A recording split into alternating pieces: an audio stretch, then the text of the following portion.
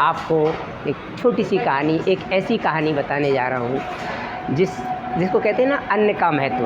अन्न क्या है, यानी कि जैसा खाएंगे वैसा ही हम मतलब करेंगे। एक सज्जन ब्राह्मण थे, वो मतलब अपने जजमान के यहाँ जाते थे तो उनसे पहले पूछते थे कि बच्चा ये चीज़ चोरी की तो नहीं है, ये चीज़ तू अपनी कमाई की लाया है? बोले कि हाँ। तब उसके घर में कथा और हवन किया करते थे। इस तरह से कुछ बदमाश लड़कों ने मतलब एक बार शरारत की और बोले कि पंडित को ऐसा करो, चोरी की चीज़ें खिलाएंगे सारी।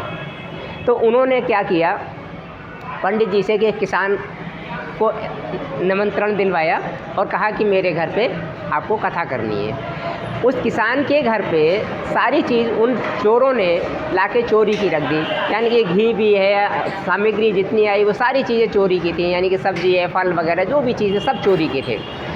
कोई बात नहीं, किसान से वो फिर भी कहते हैं पंडित जी सब कोई चोरी की चीज़ तो नहीं है? बोले किसान कहता है नहीं, कोई चोरी की चीज़ नहीं है। वहाँ पे हवन होता है, कथा होती है और ये सावन का महीना होता है, सावन का सोमवार के व्रत चल रहे थे। पंडित जी वहाँ से अपनी खुराक लेते हैं और अपनी पत्नी के लिए खुराक लेते हैं और वहाँ से चले आते हैं। शाम का समय था, पंडितानी ने मतलब उनके यहाँ मतलब अपना 16 श्रृंगार किए और वो खाना खाया और खाना खाने के बाद में मतलब वो अपने हम बिस्तर हुए। तो बताते हैं कि उसी दिन उनके यहाँ एक मतलब भ्रूण तैयार हुआ और 9 महीने के बाद में उनके यहाँ एक लड़के का जन्म होता है। जैसे जैसे लड़का बड़ा होता जाता है, जब वो 3 साल का था तो वो उसने एक पायल चुरा के लाया। उसकी माँ ने कहा कहाँ से लाया है? बोले रास्ते में मिली थी। उसकी माँ बोली हो सकता है मिली होगी। फिर उसने उसको आगे से जब 5 साल का हुआ तो वो किसी की हंसली चुरा के लाया। जब वो हंसली चुरा के लाया फिर उसने कहा अरे नहीं मम्मी रास्ते में पड़ी थी। उसे शक हुआ, बोले अगर मैं पंडित जी से कहती हूँ तो पंडित जी बहुत नाराज़ होंगे, मगर अब ये तो सर से ऊपर हो गई बात। तो उन्होंने पंडित जी को बताया। पंडित जी ने गुस्से में अपने सर में पत्थर मार लिया और बोले कि इस लड़के से कुछ मत कहना। पंडित जी बेहोश हो जाते हैं। कोई बात नहीं, सब पूरे गांव में ये चर्चा फैल गई कि पंडित जी ने मतलब अपने सर में पत्थर मार लिया। किस कारण से मारा है? कि उनके लड़के ने चोरी करी है। खैर कोई बात नहीं, सारे लोग आए, फिर से इकट्ठे हुए सब लोगों के, फिर मतलब दूर दूर तक ये चर्चा हुई कि पंडित तो कभी चोरी की चीज़ खाते ही नहीं थे, ऐसा कैसे हो गया।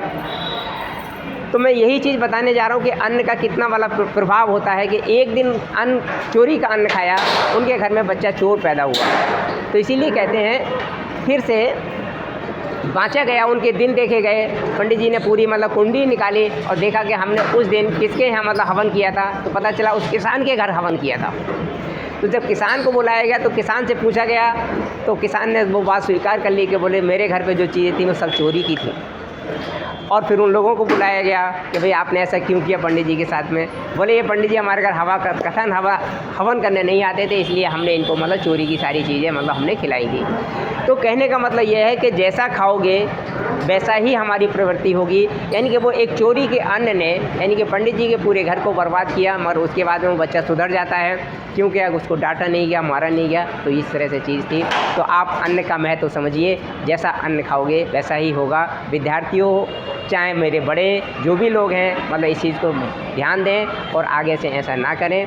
और मैं इस कहानी को पूरा देखें, जिससे कि और मेरे चैनल को सब्सक्राइब करें। Thank you.